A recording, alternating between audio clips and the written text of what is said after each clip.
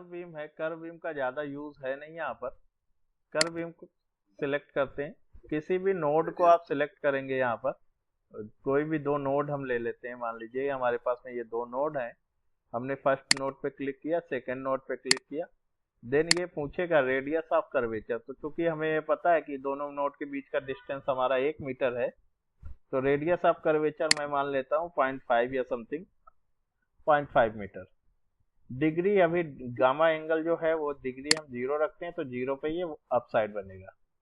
वही अगर मैं यहाँ पर इस पॉइंट पे क्लिक करके, सेकेंड पॉइंट पे क्लिक करके, अब यहाँ पर 0.5 radius of curvature and gamma angle जो है उसको इनपुट करते हैं 90 डिग्री। 90 डिग्री में ये 90 डिग्री टर्न हो जाएगा क्लॉकवाइज डायरेक्शन में। ठीक है, माइनस डालेंगे तो एंटी क्लॉकवाइज डायरेक्शन में ही जाएगा।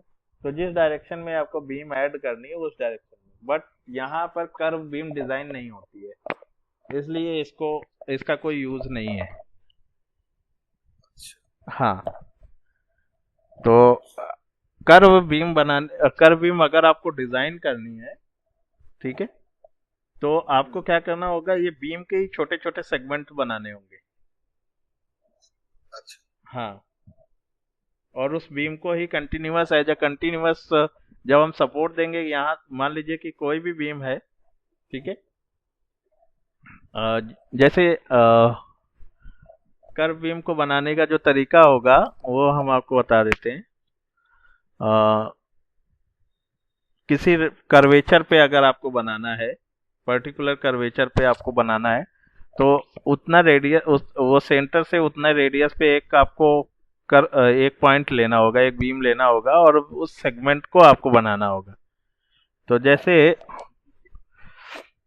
इसको हम इस तरह से देखेंगे, मैं अभी डिलीट करता हूँ सारा चीज। तो यहाँ ज्योमेट्री कर्सर लेंगे, ज्योमेट्री कर्सर लेने के बाद में कंट्रोल ए आप यूज करेंगे, स्क्रीन पे सेलेक्ट करके control A and delete. Geometry cursor का मतलब है सारी ज्योमेट्री डिलीट हो जाएगी, सेलेक्ट होगी। ओके, तो जैसे कर्व बीम बनाने का जो बेस्ट तरीका है उसको हम दिखाते हैं आपको। ठीक है, सपोज हम यहाँ पे दो नोड लेते हैं, सॉरी बीम ग्रिड, और कोई एक नोड ये लिया, और कंट्रोल बटन के साथ में एक नोड हमने यहाँ पर लिया। इसको कर्व बीम बनाना है हमको। ठीक है, मान लीजिए कि इसे बनाना है 90 डिग्री तक लेकर आना है। ठीक है, तो हम यहाँ पर, ये हमारे पास में है कमांड सर्कुलर रिपीट कमांड लेते हैं, और किस एक्सिस के अबाउट रोटेशन करना है, वो एक्सिस वाई है। ठीक है, किसके अबाउट में करना है, थ्रो, तो नोड हमने ये सिलेक्ट किया। ठीक है, किसके अबाउट में करना है, किसे करना है। ठीक है, उस ज्योमेट्री को हमें पहले सिलेक्ट करना था। एक सेकेंड, पहले हम इस ज्योमेट्री को सिलेक्ट करते हैं, इस नोड को सिलेक्ट करते हैं, सिलेक्ट एंड नोड, इसे हमें रोटेट करना है। ठीक है, देन ये कमांड लेंगे। कमांड लेने के बाद में आप नोड सिलेक्ट करेंगे जिसके अबाउट में उस नोड को करना है, वो एक्सिस डिफाइन करेंगे, टोटल एंगल यहाँ पर इनपुट करेंगे। ठीक है, टोटल एंगल हम सपोज यहाँ पर इनपुट करते हैं 90 डिग्री, और नंबर ऑफ स्टेप। 90 डिग्री के बीच में कितने सेगमेंट चाहिए आपको,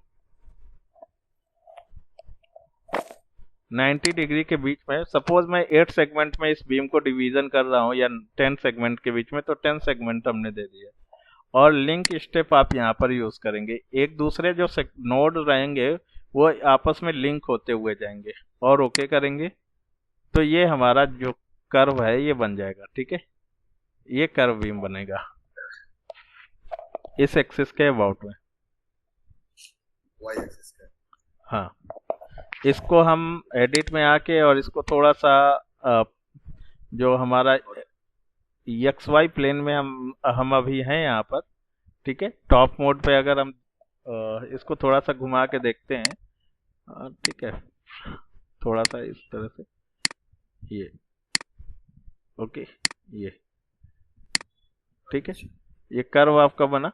ठीक है, तो कहने का मतलब जब सपोर्ट देंगे, वो सपोर्ट यहाँ पर और यहाँ पर दे देंगे, तो ये कंटिन्यूअस एक बीम मानी जाएगी। ठीक है, तो ये कर्व बीम हो जाएगी। हाँ हाँ, कैसे? ये अगली क्लास में और डिटेल में सर इसको बताएं। हाँ, अच्छा। अभी जस्ट एक कर्व बीम का यहाँ पर जो वो था, उसका अल्टरनेटिव क्या है वो मैंने बताया आपको।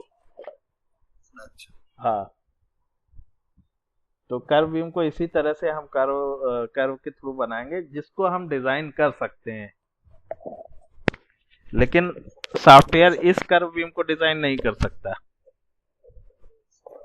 वही जो छोटा छोटा सेगमेंट में आपको नोडल पॉइंट्स में हाँ जी डिवीजन किया, वो एक नोड से और एक नोड में स्ट्रेट बीम डिजाइन जी करते हैं। जी जी जी। हम्म, सीरीज जी।